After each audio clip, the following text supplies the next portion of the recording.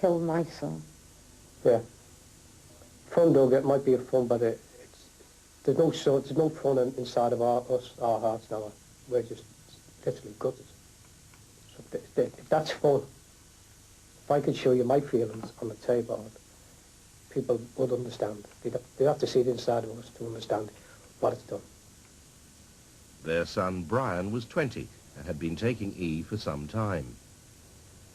The last few months, we didn't think it was our lad. He changed completely.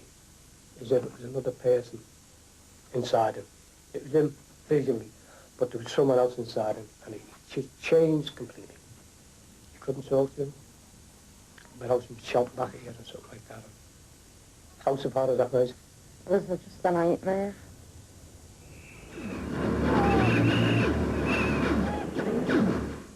Death actually comes to relatively few. However, nobody can be really sure in advance who will suffer a catastrophic adverse reaction, nor what the long-term effects of E might be. And E devotees can't be sure of what they're taking either. We bought 16 E tabs for testing. 10 proved to be made up of caffeine and amphetamine, sometimes repackaged in emptied antibiotic capsules. So, in effect, those who take E are playing double-barreled Russian roulette. And Coroner Roy Barter, who held the inquest on Brian Moss, says that even if users do buy the right stuff and don't die, they face another problem, the long-term one. If you survive the one tablet and you get some pleasure from it, then naturally you're going to carry on taking it. And the danger is then, as with any drug, as you take it as the weeks pass, the effect of the drug may well be beginning to wear off a bit. You're not quite getting the same lift, the same excitement, the same passion that you did the first time. So if you've got the money, if you've got 10 or 20 pounds, to buy a second tablet, you'll buy a second tablet. For all I know, a third tablet as well. Now you're getting up into the danger levels now. You're now getting to a level where toxicity is a very great danger indeed. And that very great danger is enhanced by the threat from Holland. Before snaring the man who supplied his brother, Sam Hutchinson was keen to point out the effect that E had had on his family. A lot of heartbreak. Obviously you lose one brother and then 2 more are locked up in prison. It's a stressful thing for any family. What advice would you have to some youngster going to a rave and being offered E? I'd say stay well clear of them, because in the end, they're just going to mess your lives up. You're going to maybe not become dependent on them, but as all drugs, they'll destroy you. Using Jonathan's contacts, Sam arranged for us to meet 2 of Holland's major suppliers. Posing as big backers of the British rave scene, we asked how much they could supply. The reason I'm interested is it's a big market in Britain. But now we can get 100,000 pieces. If you want more, that's no problem at all. But we started now first with 100,000. And it goes well for you and it goes well for us, you know. And they'll be, do they come in capsule form or is it a pressed tablet? Pressed tablet. Okay. If it goes extremely well, we hope to have shifted these within a month. How many could you do? How many E per shipment could you do if it goes well? Depends on you, what you want. 100,000 every 2 weeks or something like that. That's easy for you, is it? Yeah. More if necessary? If you want more, it's necessary. Okay. Thank you very much. We gave their names and our evidence to the Dutch police, and then followed the trail through the British dealers to the teenagers who don't want to acknowledge there's a problem with E. Well, they're running the danger of going out to a lovely party and coming home mad, which means admission to a psychiatric hospital.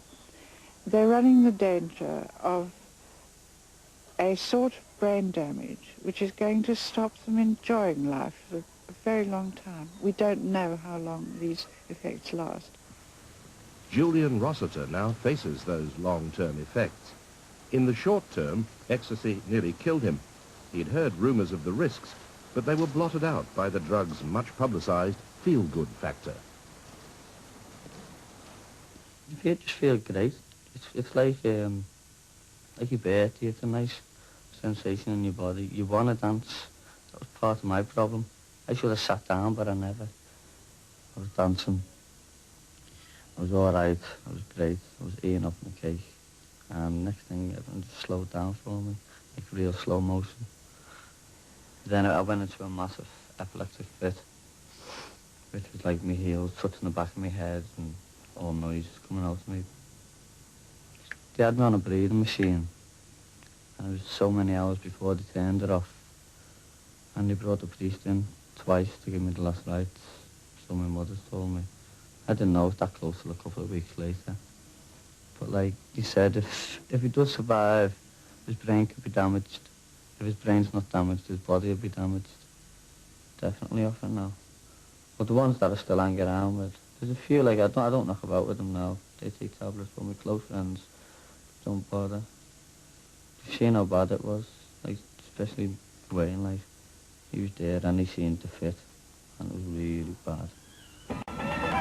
LSD for cash, guaranteed, strictly free, no crumbs for these. In Worcestershire, an illegal rave. Illegal because it was held without anybody's permission. Come on, I don't want to buy some of these so I can rave all night. Illegal raves are far more frequent than legal ones and are often literally drug supermarkets, the drug dealers operating unhindered, as if their wares were legal. I don't think personally that ecstasy should be legalised at all, if indeed there is any movement for its legalisation, because we are dealing with a killer drug, a drug which can and does kill. Kill in an acute form, kill out of thin air, kill out of the blue. In Holland, the attitude to drugs is much more liberal. At this rave, ecstasy bought illegally can be taken without police hindrance to a stall called the Safe House. The newly purchased tablets can be tested. If the test turns them brown, they're not ecstasy, and the buyer won't use them.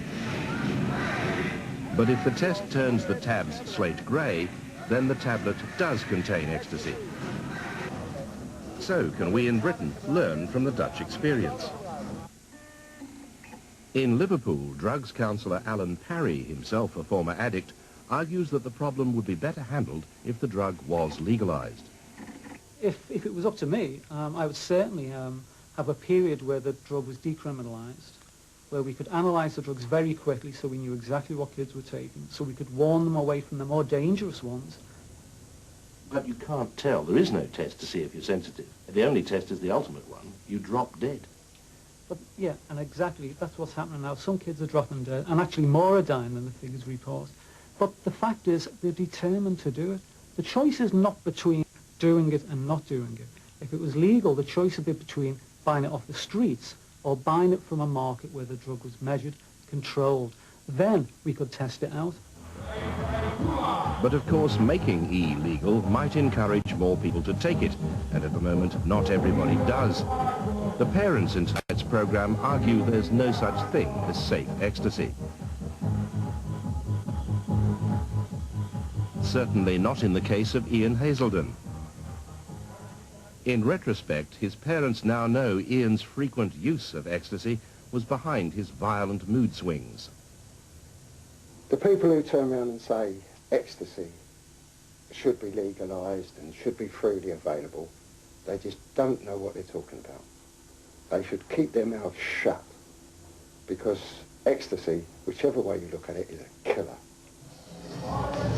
As if to recognise the potentially serious problem, most raves these days provide a chill-out area where youngsters can cool down before they go home. But that can be too little, too late. This drug is a potential killer.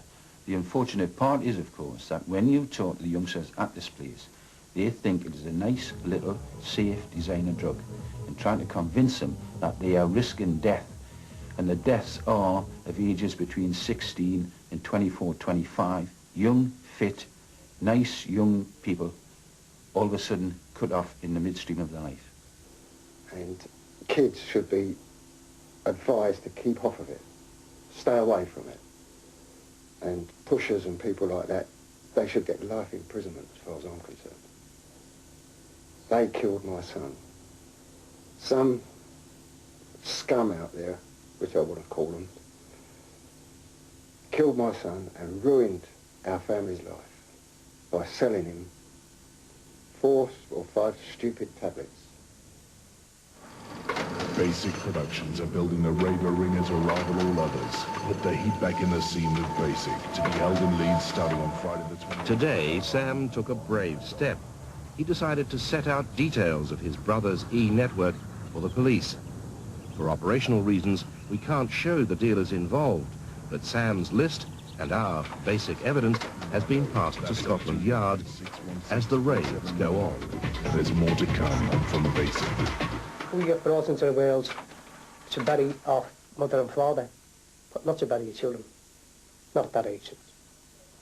For that reason. Okay, there's all sorts of reasons. People died, like, but tablets.